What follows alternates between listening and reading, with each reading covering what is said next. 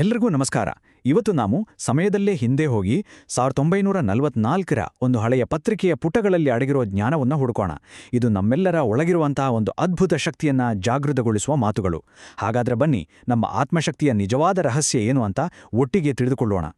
ನಾವು ಇವತ್ತು ನೋಡಲಿರುವ ಜ್ಞಾನದ ಮೂಲ ಅಖಂಡ ಜ್ಯೋತಿಯ 1944ರ ಜನವರಿ ಸಂಚಿಕೆ. ಇದನ್ನು ನಮಗೆ ನೀಡಿದವರು ಪರಮಪೂಜ್ಯ ಗುರುದೇವ ಪಂಡಿತ್ ಶ್ರೀರಾಮ್ ಶರ್ಮಾ ಆಚಾರ್ಯಜಿಯವರು. ಬನ್ನಿ, ಅವರು ತೋರಿದ ಈ ಜ್ಞಾನದ ಹಾದಿಯಲ್ಲಿ ಒಟ್ಟಾಗಿ ಸಾಗೋಣ. ನಮ್ಮ ಇವತ್ತಿನ ಇಡೀ ಚರ್ಚೆಯ ಕೇಂದ್ರ ಬಿಂದು ನೋಡಿ, ಈ ಒಂದು ಅದ್ಭುತ ವಾಕ್ಯ: ಒಬ್ಬ ವ್ಯಕ್ತಿಯ ಆತ್ಮಶಕ್ತಿಯೇ ಶ್ರೇಷ್ಠವಾದುದು.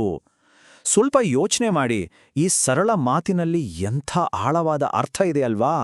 ನಮ್ಮೆಲ್ಲರ ಒಳಗೆ ಒಂದು ಅಪಾರ ಶಕ್ತಿ ಸುಪ್ತವಾಗಿ ಮಲಗಿದೆ ಅಂತ ಇದು ನಮಗೆ ನೆನಪಿಸುತ್ತೆ. ಹಾಗಿದ್ರೆ ನಮ್ಮ ಈ ಅನ್ವೇಷಣೆಯಲ್ಲಿ ಮೊದಲ ಹೆಜ್ಜೆ ಇಡೋಣ ಬನ್ನಿ. ನಮ್ಮ ಈ ಪಯಣ ಶುರುವಾಗುವುದೇ ನಮ್ಮ ಒಳಗೆ ಇರುವಂತಹ ಆ ಅದಮ್ಯ ಶಕ್ತಿಯನ್ನು ಗುರುತಿಸುವುದರಿಂದ. ಅದೇ ಆತ್ಮಶಕ್ತಿ. ಯಾಕಂದ್ರೆ ಯಾವುದೇ ಯಶಸ್ಸಿನ ಬೀಜ ಬಿತ್ತುವುದು ಇಲ್ಲಿಂದಲೇ. ಹಾಗಾದ್ರೆ ಈ ಆತ್ಮಶಕ್ತಿ ಅಂದ್ರೆ ನಿಜವಾಗ್ಲೂ ಏನು? ಹೀಗೆ ಕಲ್ಪನೆ ಮಾಡ್ಕೊಳ್ಳಿ, ಇದು ನಮ್ಮ ಎಲ್ಲ ಯಶಸ್ಸಿಗೆ ಒಂದು ಭದ್ರವಾದ ಬುನಾದಿ. ನಮ್ಮ ಪ್ರಜ್ಞೆಯೊಳಗಿನ ಒಂದು ಪ್ರಜ್ವಲಿಸುವ ಜ್ಯೋತಿ, ನಮ್ಮೊಳಗಿನ ದೈವೀ ಕಿಡಿ. ನಮ್ಮ ಜೀವನದ ಪ್ರತಿಯೊಂದು ಬೆಳವಣಿಗೆ, ಪ್ರತಿಯೊಂದು ಪ್ರಗತಿಯ ಹಿಂದಿನ ಅಸಲಿ ಚಾಲಕ ಶಕ್ತಿನೇ ಇದು. ಸರಿ, ಈಗ ಅಷ್ಟೇ ಕುತೂಹಲಕಾರಿಯಾದ ಒಂದು ವಿಷಯದ ಕಡೆಗೆ ಗಮನ ಕೊಡೋಣ. ಅದು ಮೆಸ್ಮರಿಸಮ್. ಕೇಳ್ದ ತಕ್ಷಣ ಇದೇನೋ ಮಾಯೆ, ಮಂತ್ರ ಅಂತ ಅಂದ್ಕೋಬೇಡಿ. ವಾಸ್ತವದಲ್ಲಿ ಇದು ನಮ್ಮ ಮನಸ್ಸಿನ ಗುಪ್ತ ಸಾಮರ್ಥ್ಯಗಳನ್ನು ಒಗ್ಗೂಡಿಸೋ ಒಂದು ವೈಜ್ಞಾನಿಕ ವಿಧಾನ.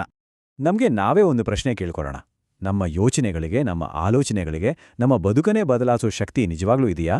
ಈ ಒಂದು ಇಂಟ್ರೆಸ್ಟಿಂಗ್ ಪ್ರಶ್ನೆಗೆ ಉತ್ತರ ಏನು ಅಂತ ಹೀಗೆ ಹುಡುಕೋಕೆ ಪ್ರಯತ್ನಿಸೋಣ.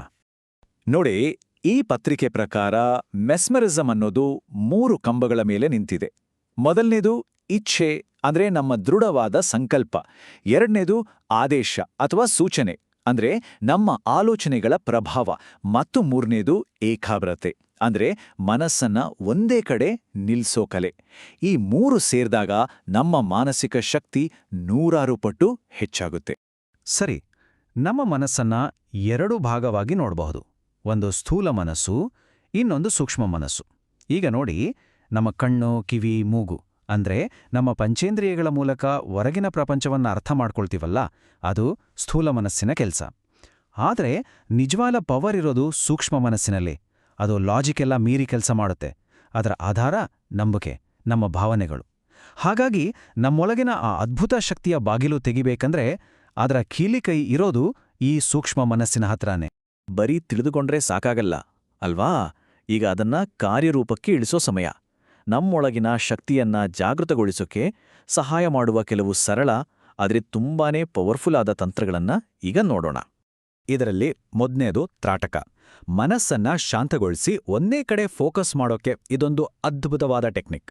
ಶಾಂತವಾದ ಜಾಗದಲ್ಲಿ ಕೂತು ಕಣ್ಣೆದುರು ಇರುವ ಒಂದು ಕಪ್ಪು ಚುಕ್ಕೆಯ ಮೇಲೆ ಕಣ್ಣು ಮಿಟುಕಿಸದೆ ದೃಷ್ಟಿ ನೆಡಬೇಕು. ಉಸಿರಾಟವನ್ನ ನಿಧಾನವಾಗಿ ನಿಯಂತ್ರಿಸ್ತಾ ಪ್ರತಿದಿನ ಈ ಅಭ್ಯಾಸ ಮಾಡಿದ್ರೆ ಮನಸ್ಸು ಎಷ್ಟು ಸ್ಥಿರ ಮತ್ತು ಶಕ್ತಿಶಾಲಿ ಆಗುತ್ತೆ ಅನ್ನೋದನ್ನ ಅನುಭವಿಸಿಯೇ ತಿಳಿಯಬೇಕು. ತ್ರಾಟಕದ ಜೊತೆಗೆ ಮನಸ್ಸನ್ನ ಇನ್ನಷ್ಟು ಬಲಪಡಿಸೋಕೆ ಬೇರೆ ದಾರಿಗಳೂ ಇವೆ.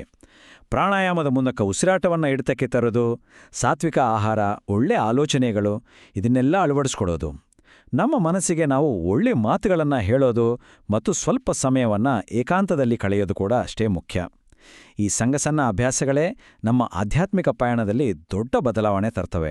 ಯೋಚನೆ ಮಾಡಿ, ಈ ಮಾತು ಎಷ್ಟು ನಿಜ ಅಲ್ವಾ? ಒಬ್ಬ ಕುಂಬಾರ ಜೇಡಿಮಣ್ಣನ್ನ ತನಗೆ ಬೇಕಾದ ಆಕಾರಕ್ಕೆ ಹೇಗೆ ತರ್ತಾನೋ, ಹಾಗೆ ನಮ್ಮ ಆಲೋಚನೆಗಳು ಮತ್ತು ನಮ್ಮ ನಂಬಿಕೆಗಳು ನಮ್ಮ ಜೀವನವನ್ನ, ನಮ್ಮ ಭವಿಷ್ಯವನ್ನೇ ರೂಪಿಸುತ್ತವೆ. ಹಾಗಾದ್ರೆ ಇಷ್ಟೆಲ್ಲ ಚರ್ಚೆಯಿಂದ ನಮಗೆ ಸಿಕ್ಕ ಸಾರಾಂಶ ಏನು?